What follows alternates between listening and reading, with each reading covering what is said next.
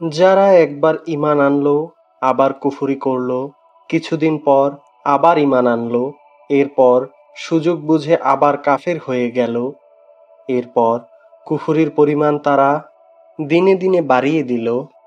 ঈমান নিয়ে তামাশা করার এ লোকদের আল্লাহ পাক কখনো মাফ করবেন না, না কখনো তিনি এ ব্যক্তিদের সঠিক পথ দেখাবেন।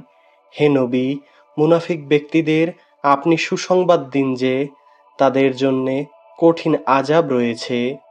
যারা দুনিয়ার ফায়দার জন্যে ঈমানদারদের পরিবর্তে কাফেরদের বন্ধু হিসেবে গ্রহণ করেছে, তারা কি এ দ্বারা এদের নিকট থেকে কোনো রকম মান-সম্মানের প্রত্যাশা করে?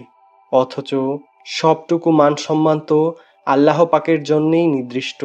আল্লাহ পাক ইতিপূর্বেও এ কিতাবের মাধ্যমে তোমাদের ওপর আদেশ অবতীর্ণ করেছিলেন যে তোমরা যখন দেখবে কাফেরদের কোনো বৈঠকে আল্লাহ পাকের অবতীর্ণ করা কোনো আয়াত অস্বীকার করা হচ্ছে এবং তার সাথে ঠাট্টা বিদ্রূপ করা হচ্ছে, তখন তোমরা তাদের সাথে এ ধরনের মজলিসে বসো না যতক্ষণ না তারা অন্য কোনো আলোচনায় লিপ্ত হয়। এমনটি করলে অবশ্যই তোমরা তাদের মতো হয়ে যাবে। জেনে রেখো, মহান আল্লাহ অবশ্যই সব কাফের ও মুনাফিকদের দোজখে একত্রিত করে ছাড়বেন। যারা সবসময় তোমাদের শুভ দিনের প্রতীক্ষায় থাকে, যদি আল্লাহ পাকের দয়ায় তোমাদের বিজয় আসে, তখন এরা কাছে এসে বলবে, কেন আমরা কি এ যুদ্ধে তোমাদের পক্ষে ছিলাম না?